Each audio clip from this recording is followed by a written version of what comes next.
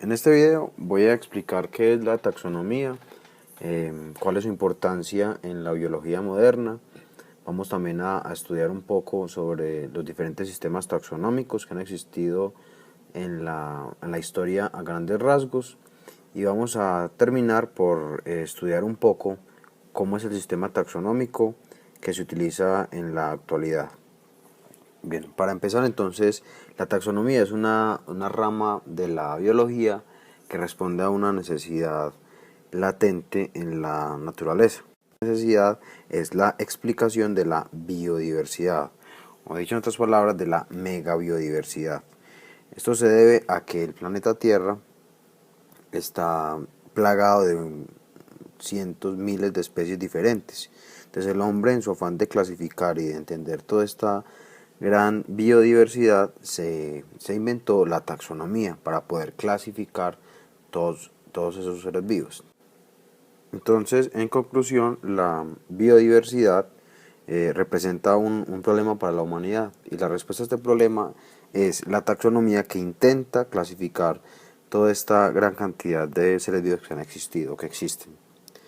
Continuando, conocemos tres sistemas de clasificación principales, o principalmente han aparecido en la historia. El primero se denomina el sistema de clasificación utilitario, o sea, con una utilidad. Este sistema utilitario lo que hace es clasificar a los seres vivos, a las plantas, a los animales, según su utilidad para el ser humano. Por ejemplo, los animales que dan carne, que dan leche, los animales que son peligrosos, que son dañinos, etc. El problema de este sistema de clasificación es que hay animales o hay plantas o hay seres vivos que pueden tener diferentes funciones, pueden ser buenos, pueden ser malos, etc. O pueden tener ninguna. Por lo tanto, este sistema utilitario es un sistema que no es práctico, no es científico. Bueno, el siguiente sistema de clasificación es el sistema de clasificación artificial. Considera a todos los seres vivos como invariables, fijos, es decir, que no cambian en el tiempo, o sea, que no hay evolución. Se fundamenta en diferencias grandes, pues vistas a grandes rasgos o sin mucho estudio. Por ejemplo, el tamaño, las formas, el color, voladores, no voladores, los que nadan, los que caminan, los que viven en la tierra, etc. Este sistema de clasificación artificial es el primero que tuvimos, pues, que utilizamos los seres humanos, porque es un sistema que no exige mucho estudio, simplemente observación. Es el sistema más utilizado, más común por todo en la historia, pues, de la humanidad, y por todos los seres, por la mayoría de seres humanos que estamos vivos. El problema con este sistema de clasificación es que no analiza las relaciones genéticas, por ejemplo, las relaciones embriológicas, o sea, deja de lado todo el rigor científico y se fundamenta nada más en cosas externas. Vamos al otro sistema de clasificación, que es el sistema de clasificación natural. El sistema de clasificación natural considera las relaciones que existen entre los seres vivos, analizando su parentesco evolutivo. O sea, este es netamente ya científico, y científico fundamentado en la teoría, pues, uno de los pilares de la biología moderna, que es la evolución. Entonces, consideramos la relación entre los seres vivos a partir de la evolución. ¿En qué se fundamentan esas características para poder uno clasificar? Pues básicamente van a ser las características celulares, las características genéticas y las características fisiológicas. Eso es en lo que se basa para poder hacer la clasificación. En el año 1753 va a aparecer un libro de Carlos Linneo, que es el que está aquí en la imagen, que se llama Sistema Natural, o Sistema Naturae en latín. En este libro se dan las bases para la clasificación, principalmente de las plantas. Entonces, inicialmente Linneo va a presentar un sistema de clasificación en el año 1753 para las plantas. Ya en el año 1758, en la 10ª edición de este mismo libro, Sistema Naturae, la clasificación ya es también para los animales. Entonces ahí aparece la clasificación zoológica. Ahí aparece ya la clasificación zoológica. Este sistema de clasificación de Linneo vamos a mirarlo acá detenidamente. Entonces, este señor vivió en desde el año 1707 hasta 1778. Lo que hace principalmente es que asigna a cada organismo un reino, entonces los organiza en animal o vegetal. Él todavía no habla de móneras, nada de eso, solamente vegetal y animal. Y ese reino lo subdivide en unas categorías o unas subcategorías más pequeñas. Inicialmente en el año 1753 solamente presenta especie, género y reino. O sea, del reino vamos a encontrar unos grupitos más pequeños que se llaman géneros, y dentro de cada género vamos a encontrar unos grupos más pequeños que se llaman especies.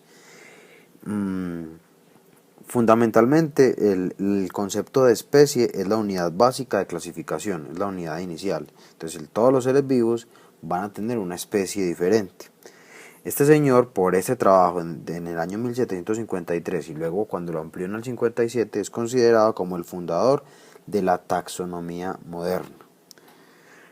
Bueno, pero él tiene un problema. El problema es que este trabajo es netamente fijista. ¿Qué quiere decir eso? Que considera a todos los seres vivos, a todas las especies, como entes fijos, que no evolucionan. Es decir, que fueron creadas desde el inicio perfectas, entonces no evolucionan. Esto ¿cómo lo identificamos? Porque su sistema al tener unas categorías fijas, una especie, por ejemplo, el concepto de especie es artificial totalmente, porque en la naturaleza un organismo en la actualidad tiene ciertas características, pero hace 1.000.000 de años tenía otras y va a tener otras dentro de 1.000.000 de años. Entonces en realidad la especie es un concepto inexistente. Es un concepto artificial, es creado por nosotros para entender o para tratar de agrupar organismos con características muy similares en la actualidad. Pero desde el punto de vista lineano, o sea, desde el Linneo, vamos a entender que una especie es un conjunto de organismos que ha permanecido invariable sin cambiar durante todo el tiempo, desde que fue creada. Se considera la creación como un hecho real. Ese es el problema del sistema lineano, pero el sistema lineal tiene más aportes, tiene más cosas positivas que negativas. La única negativa sería esto, considerar a las especies como entes fijos, pero positiva nos deja un sistema universal, porque utiliza el latín, que era el idioma universal en la época de Linneo, como idioma único para clasificar los seres vivos. Entonces, por ejemplo, el nombre científico del perro, que es Canis familiaris, me entiende Canis familiaris cualquier persona del mundo que es el perro, sin necesidad de hablar español o nada de eso, solamente con la clasificación biológica entendemos pues que se trata del perro.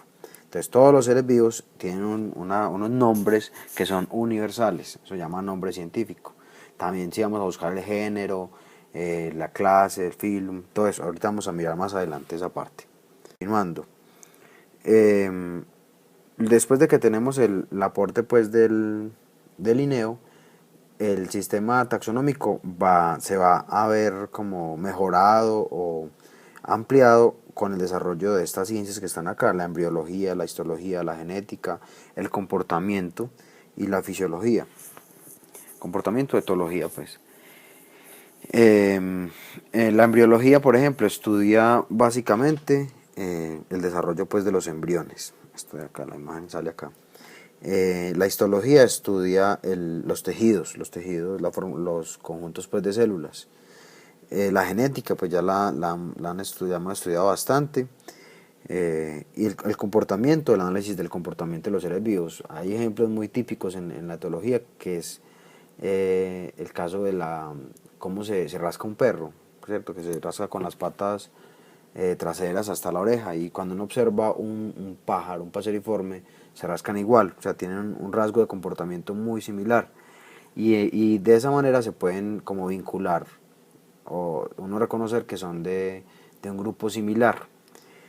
Y la fisiología es el estudio del funcionamiento del cuerpo o de todas las funciones corporales. Entonces, al estudiar una reacción enzimática, cómo ocurre la digestión, cómo ocurre la excreción, etcétera, también se pueden encontrar relaciones. Entonces, si dos organismos tienen un sistema, por ejemplo, un sistema digestivo muy similar, eso quiere decir que están emparentados, tuvieron un ancestro en común. Entonces, en conclusión, la taxonomía moderna se fundamenta tanto en los aportes de Linneo como en los aportes de unas ciencias modernas como son la biología, la histología, la genética, el comportamiento y la fisiología, y de esta manera nos permite como entender un poquito mejor las relaciones entre todos los seres vivos. Bueno, aquí tenemos este pequeño mapa donde nos cuentan que los seres vivos, todos los seres vivos los podemos clasificar según diferentes criterios de clasificación. Por ejemplo, la nutrición. Entonces podemos decir que hay animales o hay organismos que son autótrofos. Los autótrofos son los que pueden de alguna manera, por reacciones químicas como la fotosíntesis, fabricar sus propias sustancias nutritivas, o sea, fabricar su propia glucosa. Y los heterótrofos, que son los que no pueden fabricar esas propias moléculas nutritivas, entonces deben ir a buscarla, como por ejemplo una vaca cuando se come el pasto, lo que está haciendo es obteniendo esas moléculas nutritivas, la glucosa, del pasto que sí es autótrofo. Entonces podemos clasificar a todos los organismos en autótrofos y heterótrofos. También los podemos clasificar según la organización celular. Entonces, si tiene solamente una célula, entonces decimos que son organismos unicelulares. Y si tiene más de una célula, decimos que son organismos pluricelulares. Entonces, unicelulares, ahí están las bacterias, los protistas, etc. Pluricelulares, están las plantas, los hongos, etc. También podemos clasificar los seres vivos si tienen núcleo o no. Y ahí aparecen dos grupos, los eucariotas, que son los que tienen núcleo verdadero, y los procariotas, que son los que no tienen núcleo definido, sino solamente una región nuclear. También podemos clasificarlos si los organismos tienen pared celular. Entonces, si no la tienen, tienen una membrana, por ejemplo las células animales. Si la tienen, esa pared celular puede estar formada por quitina, por mureína, por celulosa o por otras cosas. Entonces, según la composición de la pared celular, yo los puedo clasificar también. Entonces, criterios de clasificación pueden haber muchos, pero estos son como uno de los más utilizados, estos 4. Según estos criterios de clasificación, podemos encontrar como un grupo, o una serie de grupos. Ahí aparecen los reinos. Entonces, los reinos, hasta ahora, pues en este momento, que son aceptados aún, son el reino Monera, que es el de las bacterias, el de los protistas o protoctistas, como se les dice ya, porque por ciertos estudios que hizo la bióloga Lynn Margulis, donde ella determinó que anteriormente se creía que los protistas, que son organismos unicelulares de vida libre, estaban emparentados con las plantas o con los animales. Luego, en los estudios que hizo Lynn Margulis, se demostró que ellos son un grupo aparte, tienen características genéticas muy particulares y por eso se les debe considerar como en ese reino de los protoctistas. También está el reino de los hongos, el reino de las plantas y el reino de los animales. Estos reinos a su vez se van a dividir en una serie de categorías que vamos a mirar ahora, pero la última categoría se llama la categoría de especie. Bueno, aquí están las categorías. Entonces, la primera categoría se llama el dominio. El dominio se fundamenta principalmente en el tipo de célula que tiene un organismo, tipo de célula. Entonces, si tenemos organismos que tienen células que tienen núcleo celular, entonces ahí está una célula eucariota. Si no tiene núcleo celular, entonces estamos hablando de un organismo procariota. Ahí están los dos dominios principales. Dominio procariota, los que no tienen núcleo definido, y dominio eucariota, los que tienen núcleo sí definido, núcleo real. Dentro de los dominios vamos a tener el reino, entonces seguiría la categoría que continúa, el reino, y los reinos ya dijimos que son 5. Dentro de los reinos vamos a encontrar los filo o la división, filo en los animales, divisiones en las plantas. Dentro del filo división, una clase, luego orden, familia, género y por último especie. Entonces son grupitos que están dentro. Entonces, dentro de los dominios, dentro de cada dominio tenemos diferentes reinos. Por ejemplo, en el dominio eucariota tenemos el reino vegetal, el reino animal, el reino de los hongos y el reino protista. O sea, tenemos 4 reinos dentro de un solo dominio. Y así sucesivamente. Dentro de un reino podemos encontrar diferentes divisiones, múltiples divisiones. Entonces, en conclusión, el reino o el dominio, en este caso, el dominio es la categoría más general, o sea, la más grande, la que contiene más individuos o más especies, o más grupos. Y la especie es la categoría más restringida, la que tiene menos individuos o menos conjuntos de seres vivos. ¿Listo? Entonces, ahí como redondeando la idea, las